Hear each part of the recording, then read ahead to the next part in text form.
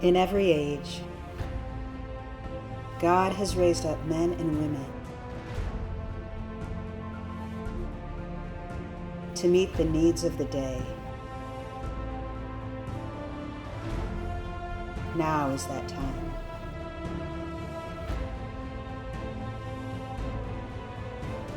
You are the one.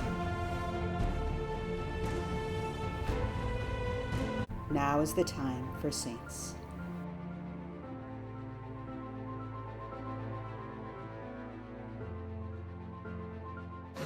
We live in a world that can be overwhelming with noises and distractions. Today, God the Father wants to call you by name and for his voice to be that one voice that breaks through all the other sounds. Remember in the garden when Adam and Eve walked and talked with God, they could hear his voice so clearly.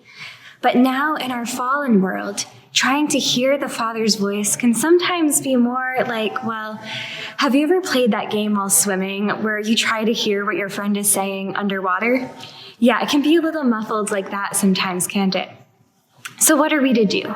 How can we tune our ears again to recognize his voice? I love to look to St. Juliana of Norwich as a model for this. She was a woman who lived in 14th century England at a time in the world when everything was filled with the noise of politics, upsetting corruption, false ideas about who God is. St. Juliana learned to hear God's voice through all of this upsetting noise. How did she do this? She received a special call to actually dedicate her life exclusively to prayer. So she moved into the church in Norwich. Her room was actually adjoined to the church so that on the other side of the wall from her was the tabernacle. She was always in God's presence. And living in his presence always, she was able to hear the truth of his love and his goodness and communicate that to us in her book, Revelations of Divine Love. So St. Juliana literally lived from a sanctuary. Now, I'm not telling you to pack up your things and move into your local parish. That'd be a little weird. But I do invite you to discover the sanctuary already within you. When we were baptized, God the Father said to us, I will recreate that new Eden within you. I will be with you. I will dwell with you always. Jesus desires to meet you in that garden within your heart, that sanctuary where he's always present. And we can enter that place in so many ways. Through creating a space of sacred silence in our day-to-day life, through reading scripture, spending time in Eucharistic adoration.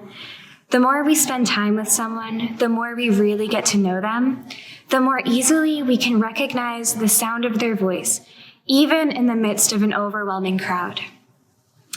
Know that God desires to speak his love to your heart. He desires to share his very heart with you and for you to share yours with him as well. He desires to speak his love into places where perhaps lies have taken root. He desires to tell you who you are to him, how precious you are in his eyes. The voice of the Father calls you by name, and his voice makes every fear vanish.